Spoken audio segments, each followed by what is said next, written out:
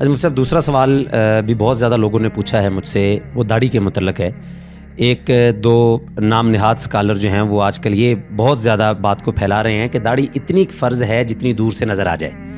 وہ کہتے ہیں کہ مطلب فرض ادا ہو جائے گا آپ کا، سنت نہیں ادا ہوگی لیکن فرض ادا ہو جائے گا. وہ مشابہت کی جو لعنت ہے، اللہ کے نبی علیہ السلام نے فرمایا لعنت ہے ان مردوں پر جو عورتوں کی مشابہت کریں، وہ اس لعنت سے بچ جائیں گے.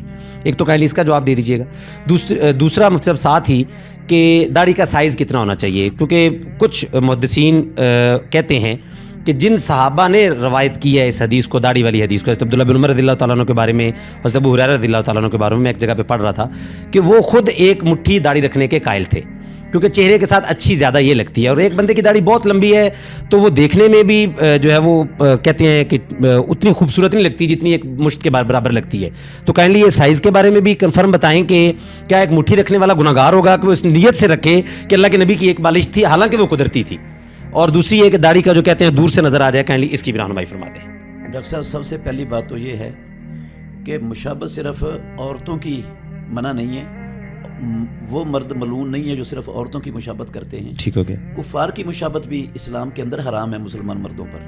بالکل ٹھیک ہے. رسول مکرم صلی اللہ علیہ وسلم کا فرمان ہے، صحیح بخاری شریف کی حدیث میں پڑھنے لگا ہوں، آپ نے فرمایا خالف المجوس والمشرکین واف اللحا، مجوسیوں کی اور مشرکوں کی مخالفت کرو، اپنی داڑھیوں کو معاف کر دو. مجوسی داڑیاں مونڈتے تھے، بالکل ٹھیک ہے، اور مشرک داڑیاں کاٹتے تھے. اب مخالفت کیسے ہوگی ان کی؟ داڑیاں بڑھا کر، داڑھی کو مکمل چھوڑ کر مخالفت تو تبھی ہوگی. بالکل ایسی. دونوں کا نام لیا محمد رسول اللہ صلی اللہ علیہ وسلم نے صحیح بخاری کی صلی اللہ حدیث. علیہ وسلم. اچھا، صحیح مسلم شریف میں 4 قسم کے حکم ہے رسول اللہ صلی اللہ علیہ وسلم کے. آپ نے فرمایا وفر اللحا، داڑھیوں کو وافر کر دو.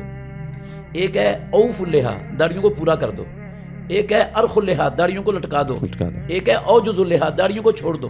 امام نووی رحمۃ اللہ علیہ انہوں نے شرح مسلم کے اندر ان سارے رسول اللہ صلی اللہ علیہ وسلم کے حکموں کا یہ معنی کیا ہے کہ جیسی رب العالمین نے مرد کے چہرے پر داڑھی اگائی ہے اس کو ویسی ہی رہنے دو، کچھ بھی نہ کہو. ٹھیک ہو گیا. خود محمد الرسول اللہ صلی اللہ علیہ وسلم کا پوری زندگی بھر کا عمل، آپ نے پوری زندگی اپنی داڑھی کا ایک بال بھی کہیں سے نہیں کاٹا. ٹھیک ہو گیا. حکم بھی دیا ہے اور اللہ کے نبی کا حکم فرض ہوتا ہے، یہ سنت نہیں ہے. صرف داڑھی اوفو، ارخو، وفرو، وعفو، یہ سارے حکم ہیں. اور داڑھی جس حالت میں پروردگار نے اگائی ہے اسی حالت میں چھوڑنا فرض ہے. اچھا پھر غور کریں، اللہ نے قرآن مجید میں قسمیں اٹھا کر کہا لقد خلقنا الانسان فی احسن تقویم. تو انسانوں میں عورتوں کو بغیر داڑھی کے پیدا کیا ہے اور مردوں کو داڑھی کے ساتھ حسین بنایا ہے. تو جو اب داڑھی کاٹتا ہے یا مونڈتا ہے وہ اللہ کی نہ اس کو قسموں پر یقین ہے نہ اللہ رب العالمین کی بات پر ایمان ہے. وہ تو حسین بنتا ہے داڑھی کاٹ کر اور داڑھی کو گول کر کے یا داڑھی کو مونڈ کر حسین بنتا ہے. تو اس کا اللہ پر بھی ایمان کدھر ہے؟ قرآن پر ایمان کدھر ہے؟ اللہ کی بات پر جو قسمیں اٹھا کے رب العالمین نے کہا اس پر یقین ہی نہیں ہے اسے. پھر عبداللہ بن عمر رضی اللہ عنہما اور دوسرے صحابہ جن کا نام لیا جاتا ہے، بالکل میں دیانتداری سے کہتا ہوں کچھ لوگوں کو، کچھ علماء کو غلطی لگی ہے. ہمارے بہت بڑے محقق العصر گزرے ہیں اس دور میں، علامہ ناصر الدین البانی رحمۃ اللہ علیہ، انہوں نے کچھ آثار کو جو ابو ہریرہ سے، جابر سے، عبداللہ بن عباس سے اور کچھ آثار کو انہوں نے کہہ دیا کہ یہ آثار ان کی سندیں صحیح ہیں، جبکہ البانی صاحب رحمۃ اللہ علیہ کو غلطی لگی ہے اس میں، وہ سندیں صحیح ہے ہی نہیں. ٹھیک ہو گیا. صرف عبداللہ بن عمر رضی اللہ عنہما کا عمل ہے بس، کسی اور صحابی کا عمل صحیح سند سے ثابت ہے ہی نہیں. وہ روایتیں ساری، سندیں ساری، آثار ہی سارے ضعیف ہیں. تو کیا عبداللہ بن عمر رضی اللہ تعالیٰ عنہ کا عمل جو ہے، عبداللہ بن عمر رضی اللہ عنہما کا عمل وہ بھی ہمیشہ کا عمل نہیں تھا، وہ بھی صرف حج اور عمرے کے موقع پر داڑھی کاٹتے تھے، مٹھی کو پکڑ کر جو نیچے تھی اس کو کاٹ دیتے تھے. یہ حج اور عمرے کے موقع پر تھا، مستقل نہیں تھا ان کا یہ عمل. ٹھیک ہے، مستقل بھی ثابت نہیں ہے. اگر اچھا حج عمرے کے موقع پر انہوں نے یہ کام کر لیا، راوی بھی وہ ہیں اور بھی راوی ہیں صحابہ ان احادیث کو بیان کرنے والے، صرف عبداللہ بن عمر ہی نہیں ہے. ٹھیک ہے، راوی اگر وہ ہیں اور انہوں نے حدیث کے خلاف عمل کر لیا تو اب دو چیزیں ہیں ہمارے سامنے، ہم نے رسول اللہ صلی اللہ علیہ وسلم کے فرمان کو لینا ہے یا راوی کے عمل کو لینا ہے. کلمہ ہم نے راوی کا پڑھا ہے یا محمد رسول اللہ صلی اللہ علیہ وسلم کا پڑھا ہے؟ راوی انسان ہے، راوی سے غلطی ہو سکتی ہے کہ نہیں ہو سکتی؟ بھول سکتا ہے کہ نہیں بھول سکتا؟ بالکل.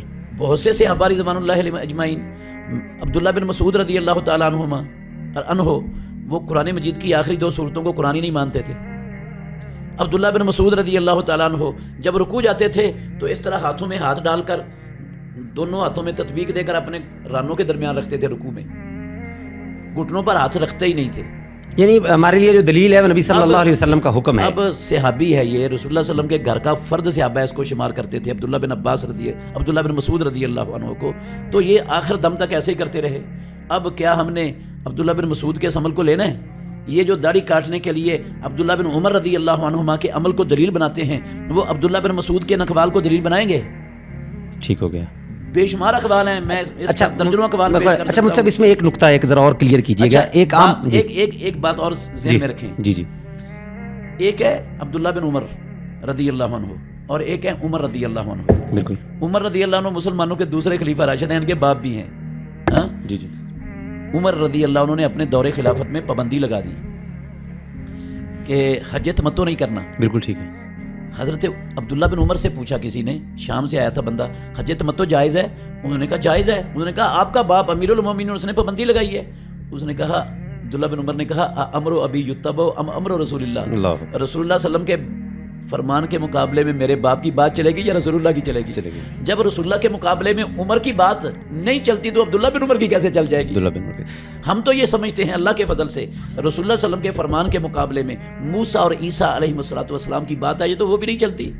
اللہ کے نبی علیہ السلام کی اعلیٰ اور فہم. بالکل ٹھیک ہو گیا. اچھا مطلب اس میں ایک اور چیز کلیئر کریں اس میں کہ اگر ایک عام آدمی, اس کی داڑھی بہت لمبی ہے, وہ کہتا ہے میرے لیے سنبھالنا مشکل ہے, اور وہ یہ کہتا ہے کہ میں اس نسبت سے کاٹ رہا ہوں کہ اللہ کے نبی کے برابر ہو, میرا مقصد اور کوئی بھی نہیں ہے کہ میرے چہرے پہ خوبصورت وہ لگتی ہے, اور زیادہ بڑی ہوگی تو موٹر سائیکل چلاتے ہوئے آتے جاتے ہوئے اور چہرے پہ وہ اس طرح باروب نہیں لگتی, وہ اپنا ذاتی طور پہ یہ سوچ کر اگر مٹھی کے برابر کرتا ہے تو کیا اس کو کچھ اجازت ہے, نرمی ہے اس میں؟ اجازت نہیں ہے, یہ غلط ہے اس کا عمل.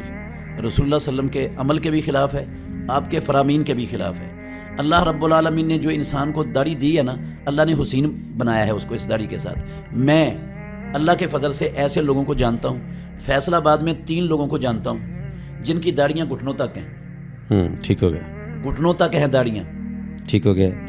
انہوں نے رکھی ہوئی ہیں, کبھی انہوں نے داڑھی کو کچھ نہیں کہا, ایک بال بھی نہیں کاٹا کبھی. اور ایک ان میں سے گیا عمرے پر, اس نے آ کر بتایا, کہتا ویسے تو وہ اپنی داڑھی کو نا اپنی قمیض کے اندر ادھر ڈال لیتے تھے, اندر ڈال کے رکھتے ہیں اکثر. کہتا وہاں احرام باندھا ہوا تھا تو احرام میں تو نہیں ڈالنی تھی. جتنے عرب کہتا مجھے ملے نا, ہر کوئی وہ میرے ساتھ تصویریں بنا رہا ہے, میری داڑھی کو چوم رہا ہے, اور اتنی کہتا عزت ملی جتنی عزت میں کئی دنیا میں دیکھی نہیں کہ کسی چیز پر مجھے مل سکتی.